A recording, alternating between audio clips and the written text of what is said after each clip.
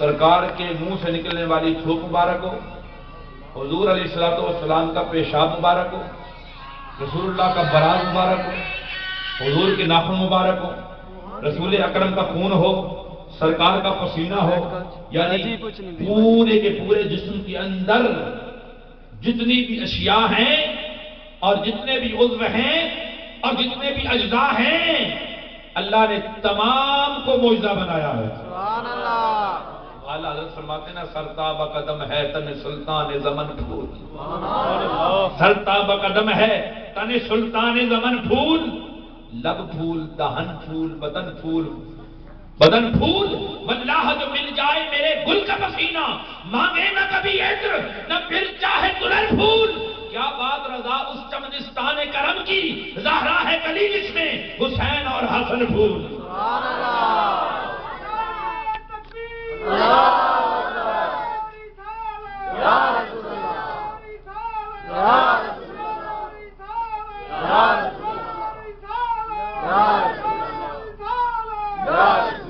بخاری شریف کی حدیث پاک ہے، حضرت براء ابن عازب رضی اللہ تعالیٰ عنہ، مشکات کے اندر بھی آئی ہے، مسلم کے اندر ہی موجود ہے۔ آپ فرماتے ہیں کان رسول اللہ صلی اللہ علیہ وسلم احسن الناس وجہن واحسنہم خلقا، فرمایا حضور علیہ الصلوۃ والسلام چہرے کے لحاظ سے بھی سب سے حسین تھے اور اپنی خلقت کے لحاظ سے بھی سب سے حسین تھے۔ سبحان اللہ۔ عبداللہ ابن سلام یہودیوں کے عالم ہیں، یہودیوں کے۔ جب حضور مکہ سے آئے نا مدینہ، صاحب الصحابہ نے لکھا ہے، تاریخ کی کتاب ہے،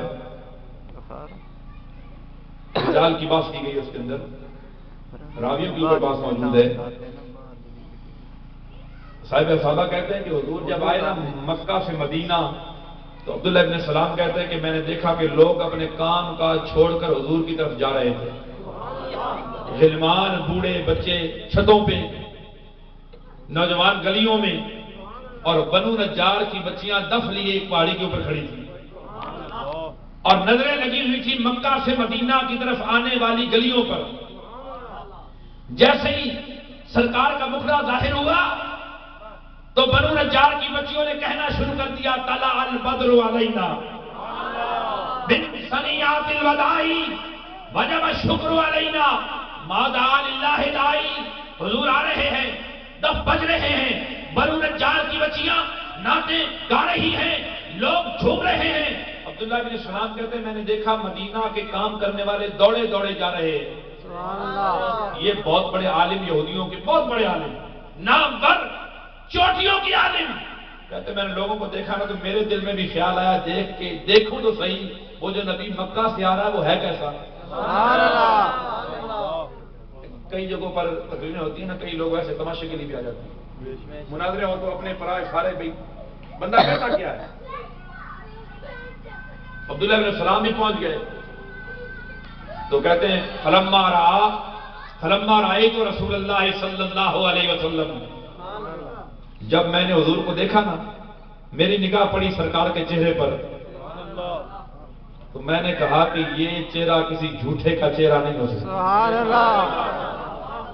حضرات کرام قدر ہے کون؟ یہودیوں کا عالم، بہت بڑا عالم، جس کی مکہ مدینہ میں دھومیں مچی ہیں۔ عبداللہ بن سلام کہتے میں نے دیکھا مصطفیٰ کے چہرے کی طرف، میرے دل نے گواہی دے دی کہ یہ چہرہ کسی جھوٹے کا نہیں ہو سکتا۔ آپ کہتے میں اور قریب چلا گیا، فَسَمِعْتُهُ يَقُولُ يَا أَيُّهَا النَّاسُ أَفْشُوا السَّلَامَ، کہتے میں قریب چلا گیا، میں نے سنا وہ تقریر کر رہے تھے، وہ گفتگو کر رہے تھے، وہ خطاب کر رہے تھے، انہوں نے کہا اے لوگو سلام کو عام کرو، سلام کو کہ عام کرو سلام، جو آج ختم ہو چکا ہے، جو آج ختم ہو چکا ہے۔ فَإِذَا حُيِّيتُم بِتَحِيَّةٍ فَحُيُّوا بِأَحْسَنَ مِنْهَا أَوْ رُدُّوهَا، جب کوئی سلام کرے تو پھر اس کو جواب بڑے احسن انداز میں لوٹا دو۔ ہمارے ہاں کیا ہوتا ہے، تو کہتا نا پہلے تو ویسے آج کل جو کہتے ہیں دوسرا بھی کہتا ہے، منہ سے ہاتھوں سے ہی، تو کہا کہتے ہیں جو ہاتھ سے ایسے کرے نا اس کو جواب نہ دو، ایسے کر دے، اور کوئی کہہ دے السلام علیکم تو پھر بھی آگے سے، اور دل میں کہہ رہا ہوگا پتہ نہیں قسمت لگ گیا میں، ہمارا حال یہ ہے. پر رسول اللہ کا پہلا خطبہ جو مکہ مدینہ میں ہوگا، افشوا السلام، فرمایا سلام کو پھیلاؤ، سلام کو عام کرو، واصلوا الارحام، حضور نے فرمایا قریبی رشتہ داروں سے محبت کرو، وَأَطْعِمُوا الطَّعَامَ، فرمایا بھوکوں کو کھانا کھلاؤ.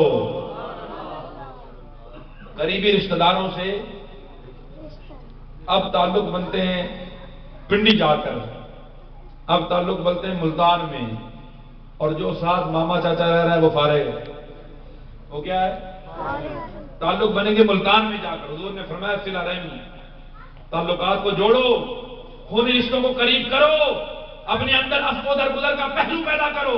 وَأَطْعِمُوا الطَّعَامَ، حضور نے فرمایا بھوکوں کو کھانا کھلاؤ، غریبوں کے پیٹوں کی طرف دیکھو، غریبوں کی طرف توجہ کرو، مساکین کی طرف توجہ کرو. یہ پہلا خطبہ ہے مدینہ الرسول میں جناب محمد رسول اللہ کا، جسے عبداللہ بن سلام بیان کر رہے ہیں. پھر حضور نے فرمایا کہ راتوں کو جاگ کر اللہ کی عبادت کرو جب لوگ سو رہے ہوں، سو رہے ہوں تو جاگ کر عبادت کرو اور سلامتی کے ساتھ جنت میں داخل ہو جاؤ. عبداللہ ابن سلام کہتے ہیں میں نے دیکھا نا چہرہ مصطفیٰ کا، میں سمجھ گیا کسی جھوٹے کا چہرہ، کیونکہ چہرہ مصطفیٰ کا گواہی دیتا تھا، چہرہ حضور کا گواہی دیتا تھا. ابو جہل قریب رہتا ہے پر ایمان نہیں لایا، لیکن فارس سے آ کے سلیمان نے کلمہ پڑھ لیا. ابو لہب قریب رہتا تھا، ایمان نہیں لایا، مگر حبشے سے آنے والے بلال نے محمدی ہونے کا حقیقی ثبوت دے دیا. حضرات گرامی قدر، قرب کی باتیں بڑی عجیب ہوتی ہیں. اب انسان کا قرب ہو جائے نا، پھر اپنے آپ کو سنبھالنا تھوڑا مشکل ہو جاتا ہے. وہ کہتے تھے یہ محمد تو 40 سال ہمارے درمیان رہا ہے، نبوت کے بعد بھی ہمارے ساتھ رہا ہے، ہم نے اسے دیکھ یہ نبی کیسے ہو سکتا ہے؟ پر صحابہ کہتے ہیں سرکار کا چہرہ گواہی دیتا تھا، سرکار کا چہرہ بتاتا تھا کہ یہ نبی ہیں، یہ رسول ہیں، یہ جھوٹے کا چہرہ نہیں. حضرت عائشہ صدیقہ فرماتی ہیں میں ایک دن کمرے میں بیٹھ کر کچھ سی رہی تھی، میرے ہاتھ میں سوئی تھی، اچانک گر گئی، اندھیرا تھا، سوئی گری، میں نے ہاتھ مار کے تلاش کی، نظر نہیں آئی، ملی نہیں، گم ہو گئی. اچانک مصطفیٰ علیہ السلام کمرے کے اندر داخل ہو گئے. آپ فرماتی ہیں اتنی روشنی ہوئی، حالانکہ بیویاں کم ہی تعریف کرتی ہیں. کیوں جی؟ جب بھی خامد گھر آئے گا ماں دیتا کہ نہیں، کیوں جی؟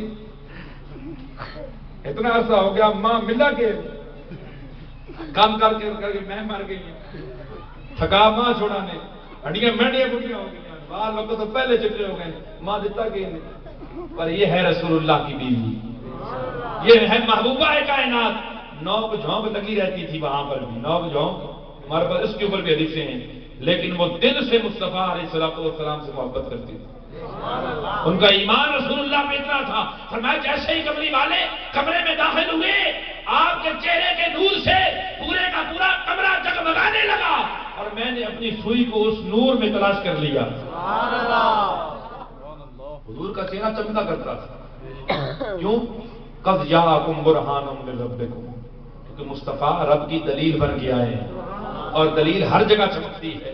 اندھیرا ہو تو چمکتی ہے، روشنی ہو تو نور زیادہ ہوتا ہے. حضور علیہ السلام جبریل امین اب بڑی معروف حدیث پاک حاضر ہوتے ہیں حضور کی بارگاہ میں. حضور نے پوچھا جبریل یہ بتا، یہ بھی حضرت عائشہ صدیقہ سے روایت ہے، حضور نے حضرت عائشہ کو بتایا، جبریل آئے، میں نے پوچھا جبریل